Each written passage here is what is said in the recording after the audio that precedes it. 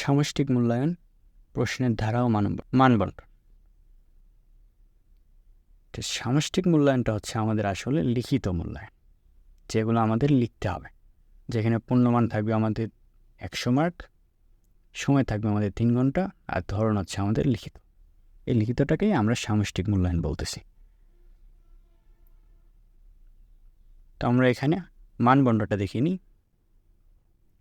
প্রথমে থাকবে আমাদের ক বিভাগ, যেটা সেখানে থাকবে আমাদের নৈর্ব্যক্তিক প্রশ্ন এবং এক কথায় উত্তর। নৈর্ব্যক্তিক প্রশ্ন যেখানে 4টা অপশন থাকবে, একটা বাছাই করতে হবে, আর এক কথায় উত্তর কোনো অপশন থাকবে না, প্রশ্ন থাকবে, ছোট করে একটা উত্তর লিখতে হবে। যেখানে নৈর্ব্যক্তিক প্রশ্ন থাকবে 15টি আর এক কথায় উত্তর থাকবে 10টি। যেখানে প্রত্যেকে মার্ক থাকবে 1 করে, অর্থাৎ 15 আর 10 হচ্ছে আমাদের এখানে 25 মার্ক। দেন আমাদের খ বিভাগ অথবা 2 নম্বর পজিশন যেটা থাকবে সেটা হচ্ছে সংক্ষিপ্ত উত্তর প্রশ্ন। ছোট ছোট কিছু প্রশ্ন, কিছু লাইন লিখতে হতে পারে, কিছু সমাধান করা লাগতে পারে, এরকম প্রশ্ন থাকবে 13টি, উত্তরও দিতে হবে 13টি। মোট নাম্বার হচ্ছে 13টি। আর মোট নাম্বার 13 না, প্রত্যেক প্রশ্নে 2 মার্ক করে থাকবে, 13 গুণ 26 মার্ক হবে। এখানে 3টি মিস্টেক, 26 মার্ক হবে। তারপর 3 নম্বরে আসি আমরা, রচনামূলক কোশ্চেন।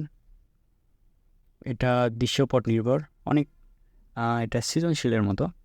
একটা দৃশ্যপট থাকবে, কিছু তথ্য থাকবে, সেখান থেকে অনেকগুলো কোশ্চেনের ভাগ থাকবে, এগুলোতে আলাদা আলাদা করে মার্ক থাকবে, কিন্তু প্রশ্নগুলো ওই একটা দৃশ্যপটের উপরই নির্ভর করবে। তো দৃশ্যপট নির্ভর প্রশ্নের মধ্যে 2টি কিংবা 3টি অংশ থাকতে পারে, সেক্ষেত্রে নাম্বার বিভাজন হবে 3+4।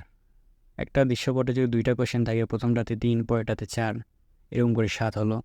অথবা যদি 3টা থাকে, প্রথমটাতে 1, পরেরটাতে 2, তারপরেরটাতে 4, 7 মার্ক হলো। এটা মোটামুটি নির্ভর করে প্রশ্ন কেমন বড় প্রশ্নে বড় মার্ক, এবং যেগুলো সূত্র থাকে এগুলোতে একটু মার্ক ভালো থাকে এরকম। তাহলে আমাদের এরকম কোশ্চেন থাকবে 10টি, সেখান থেকে দিতে হবে 60টি, এখানে 10 নয় 7, আর প্রত্যেকটাতে মার্ক থাকবে 7। তাহলে 60টি কোশ্চেন এবং প্রত্যেকটাতে মার্ক 7, 7 49। সময় থাকবে আমাদের 3 ঘন্টা। আশা করি আপনারা বুঝতে পেরেছেন। যেমন আমাদেরকে বলা হয়েছে এটি একটি নমুনা প্রশ্ন, এই নমুনা প্রশ্নের আলোকে আপনি এই বিষয়ের আপনার সক্রিয় প্রশ্নপত্র তৈরি করবেন। কোনোভাবে প্রশ্ন হুবহু ব্যবহার করা যাবে না, অর্থাৎ এই প্রশ্ন থেকে আমরা ধারণা নিতে পারি কী ধরনের কোশ্চেন আসতে পারে, কীভাবে আসতে পারে, কীভাবে লিখতে হতে পারে, কিন্তু এই ধরনের কোশ্চেন কিন্তু হুবহু কমন আসবে না। স্যারেরা পাঠ্য বই এবং পড়ানো থেকে কোশ্চেন করবেন। আমাদের এখানে দেওয়া আছে পূর্ণমান 100, সময় 3 ঘন্টা। এখানে আমাদের ক বিভাগে আমরা দেখতে পাচ্ছি নৈর্ব্যক্তিক 4টা অপশন, এরকম কোশ্চেন আছে আমাদের 15টি, এবং এক কথায় উত্তর যেগুলোতে অপশন নাই, এরকম কোশ্চেন আছে 16 থেকে 15, অর্থাৎ 10টি। এই 25 মার্ক হচ্ছে 1 মার্কের করে 25টা কোশ্চেন আর কি। আর খ বিভাগে আছে আমাদের সংক্ষিপ্ত প্রশ্ন, এখানে প্রত্যেক কোশ্চেনে হচ্ছে 2 মার্ক করে, 13টা কোশ্চেন থাকবে, 13টাই দিতে হবে, 26 মার্ক। এবং এই তো আমাদের দৃশ্যপট নির্ভর কোশ্চেন। এখানে আমাদের একটা উদ্দীপক দেওয়া থাকবে, এবং যেমন এখান থেকে 3টা কোশ্চেন তৈরি করা হয়েছে। প্রথমটাতে 2 মার্ক, পরেরটাতে আমার 3 মার্ক, এবং তারপরেরটাতেও 2 মার্ক। এরকম কোশ্চেন থাকবে, 10টি থাকবে, তার মধ্যে আমাদের 60টি দিতে হবে। আশা করি আপনার প্রশ্ন সম্পর্কে ধারণা পেয়েছেন।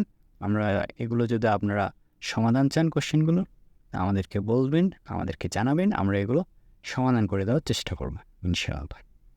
আসসালামু আলাইকুম।